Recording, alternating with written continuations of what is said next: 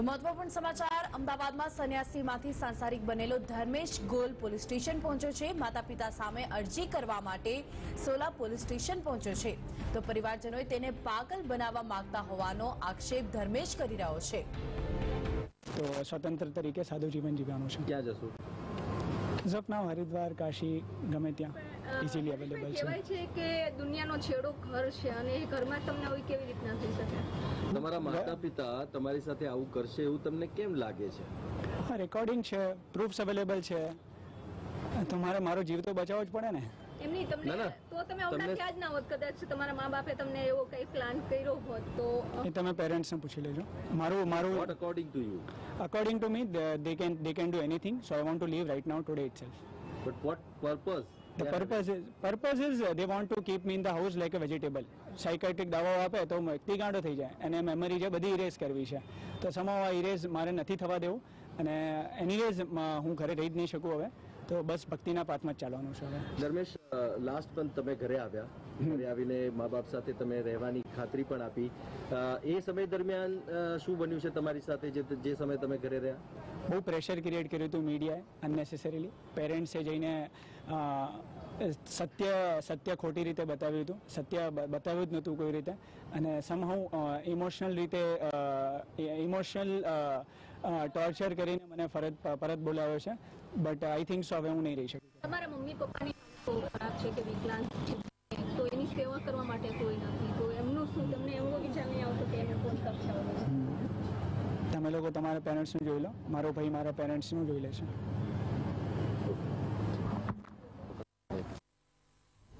તો તમને જણાવી દઈએ કે ધર્મેશ પહેલા પણ સાંસારિક માર્ગને છોડીને ભક્તિના માર્ગે વળી ચૂક્યા હતા, પરંતુ પોતાના લાચાર માતા પિતાને સાથ અને સહારો આપવા માટે તે પરત ફર્યા હતા, પરંતુ ફરીથી એક મહત્વપૂર્ણ પગલું લીધું છે। તેમનું નિવેદન કે તે પોતાના માતા પિતા સાથે નહીં રહી શકે, સોલા પોલીસ સ્ટેશન પહોંચ્યા છે અરજી આપવા માટે કે તેમનો પરિવાર, તેમના માતા પિતા તેને પાગલ સાબિત કરવા ઈચ્છે છે। જો કે આ અરજીનો પોલીસ સ્ટેશન દ્વારા સ્વીકાર કરવામાં નથી આવ્યો, પરંતુ જે રીતે ધર્મેશના શબ્દો છે તેને જોતા ચોક્કસથી કહી શકાય કે તે હવે પોતાના પરિવારજનો સાથે રહેવા તૈયાર નથી।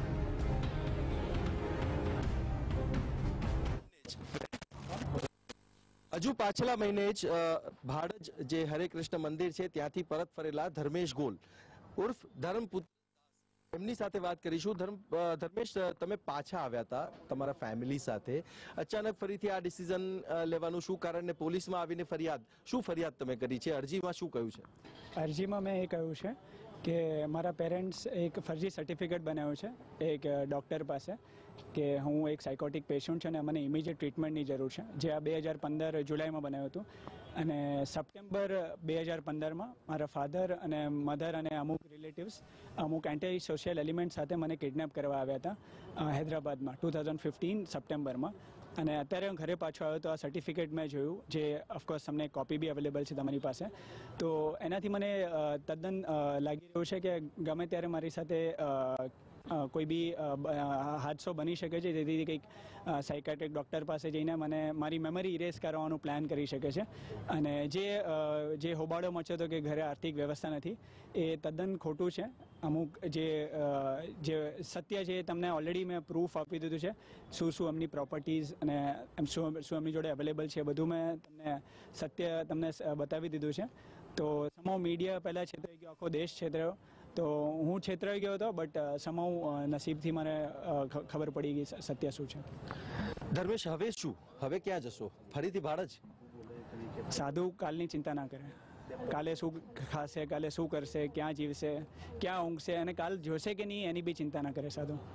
નહીં, પણ તો તમને એવું નથી થતું કે તમારા જે માતા પિતા છે બંને અપંગ છે, એ દિવ્યાંગ છે, તો એમનું એવું નથી થતું કે એમના માટે કે એમની સાથે રહીને જે તમે બાહેધરી આપી હતી કે તમે પરિવાર સાથે રહેશો, તમે ગુજરાત સ્ટેટ લીગલ ઓથોરિટીમાં જઈને? મેં બાહેધરી નથી આપી, એક્ઝેક્ટ વર્ડ બાહેધરી યુઝ નથી કર્યો આપણે ક્યાંય બી, અને જે રહી વાત પેરેન્ટ્સની, તો મારો ભાઈ એકદમ સક્ષમ છે, સક્ષમ છે એકચ્યુઅલી, તો ભાઈ જોઈ શકે એમ છે, તો બહુ બધાએ મારા પેરેન્ટ્સની ચિંતા કરવાની જરૂર નથી આખા દેશે. પેરેન્ટ્સની ચિંતા કરવી હોય તો ટેરરિસ્ટના પેરેન્ટ્સની ચિંતા કરો, ક્રિશ્ચન જે પ્રીસ્ટ હોય છે એ લોકો. ધર્મેશ, તમે જે આધ્યાત્મની વાત કરો છો, જે સંન્યાસી જીવનની વાત કરો છો, કે આ જીવનમાં જ એ લોકો જ લોકોને સાંસારિક જીવનમાં શીખવાડતા હોય છે માતૃદેવો ભવ પિતૃદેવો ભવ. તમે જ આ પ્રકારની વાત કરો છો, શું આનું પાછળનું કારણ? તમને આવું કેમ લાગે છે જ્યારે એક સાંસારિક જીવનના લોકોને તમારે જ એક જ્ઞાનનો રસ્તો અને એ બતાવવાનો હોય છે, એવામાં તમારું આ પ્રકારનું નિવેદન શોકિંગ કે આશ્ચર્યજનક નથી લાગતું તમને? મે બી તમને લાગતું હશે, મને શોકિંગ નથી લાગતું. અને આખું ભારત જે દેશ છે એમાં બહુ બધા સંતો બની ગયા છે. અને બેઝિકલી હું સંન્યાસી નથી બનવાનો કોઈ દિવસ. સંન્યાસી વર્ડ ડિલીટ કરી દો તમારી ડિક્શનરીમાંથી. હું સાધક છું, સાધકનું જીવન તરીકે જ જીવવાનો છું આગળ બી. પણ સાધકનું જીવન બી હોય તો બી આધ્યાત્મ તો એની સાથે જોડાયેલું જ છે. તો ત્યારે તમને એવું નથી લાગતું કે માતૃદેવો ભવ પિતૃદેવો ભવ જે આપણે કહેતા હોઈએ છીએ એ સાર્થક નથી થતું અહીંયા? મારા પેરેન્ટ્સની આખા દેશે ચિંતા કરવાની જરૂર નથી. ચિંતા કરવી જોઈએ તો ટેરરિસ્ટના પેરેન્ટ્સની ચિંતા કરી શકીએ છીએ. અને બેઝિકલી બધા છોકરા પેરેન્ટ્સની જોડે જ નથી રહેતા. તમે પણ પોતાના પેરેન્ટ્સ જોડે રહેવા માટે means I think so marriage થયા પછી કોઈ જોડે રહેતું નથી. તો આઈ થિંક સો આટલું બધું મોટું ઇસ્યુ બનાવવાની જરૂર નથી કે પેરેન્ટ્સનું શું થશે અને શું થવાનું છે. મારો ભાઈ છે, ભાઈની વાઈફ છે અને ઓલરેડી આ એસેટ છે એમની પાસે, તો ટેન્શન લેવાની શું જરૂર છે? તમે એમના પિતા આપણી સાથે છે.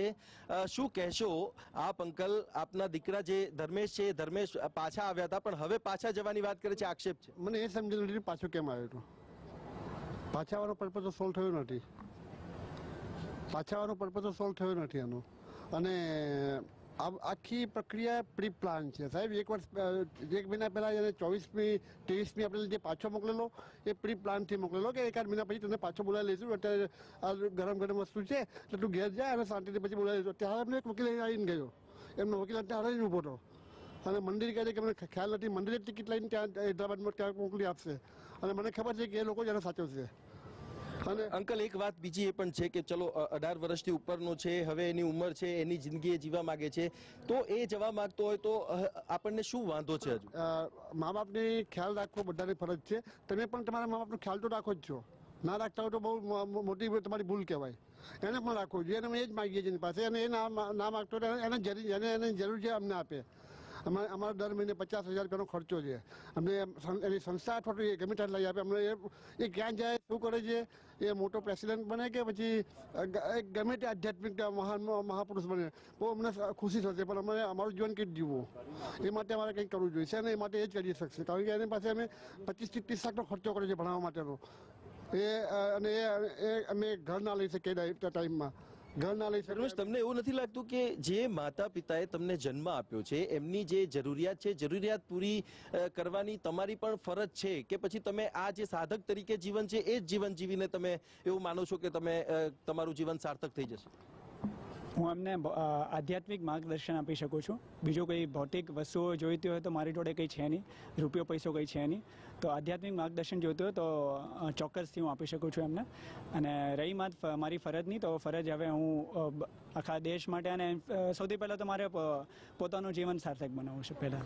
પણ તમને નથી લાગતું કે એમને આધ્યાત્મિક તમારી જે વાતો છે, વાતો કરતાં તમારી પોતાની જરૂર છે, એક દીકરાની જરૂર છે કે જે એમનો સહારો બની શકે? I think so. જેવું તમે વાત કરવાની શરૂ કરી, સૌથી પહેલું સ્ટેટમેન્ટ ફાધરનું એ છે કે મને તારી જરૂર હતી જ નહીં, તું ઘરે પાછો કેમ આવ્યો? અને એ જ રટી રહ્યા છે કે તું ઘરે પાછો શા માટે આવ્યો? મને પૈસાની જરૂર હતી, તું પૈસા મને જોઈતા હતા, તારી જરૂર મને છે જ નહીં. એ સ્ટેટમેન્ટ તમે અત્યારે ફરીથી પૂછશો તો કંઈ એ પણ સ્ટેટમેન્ટ ફરીથી આવશે. અને એમને જે પોતાના જે પૈસા, પ્રોવિડન્ટ ફંડ ને બધા પૈસા જે પોતાના આવ્યા હતા એ સમાઉ તમને એવું નથી લાગતું કે એમણે તમારા એજ્યુકેશન પાછળ કે જે પણ કંઈ ખર્ચો કર્યો છે અને તમે જે કહો છો કે એમને પૈસાની લાલચ છે, તમને એવું નથી લાગતું તમારી પાછળ બી તમારી લાઈફ બનાવવા માટે જ એમણે આ પૈસા ખર્ચ્યા હોય? લાલચ હોય તો કેવું જ પડે ને. તમારી પાછળ તમે જે કરિયર, તમે જે ભણ્યા છો, તમે પોતે જ કહ્યું હતું કે ફાર્મસી તમે ભણ્યા છો, એ પણ રેર જે તમે કોર્સિસ કર્યો છે એ રેર લોકો કરતા હોય છે. ત્યારે એ કોર્સ તમે કર્યો છે તો એની પાછળ નથી લાગતું કે એમની જે સંઘર્ષ છે, એમનું જે જીવનનો જે એવો ભાગ છે જે એમણે તમારા માટે જે છે એમણે બલિદાન આપ્યું છે? તો શું સાયકોટિકનું સર્ટિફિકેટ બનાવવા જવે?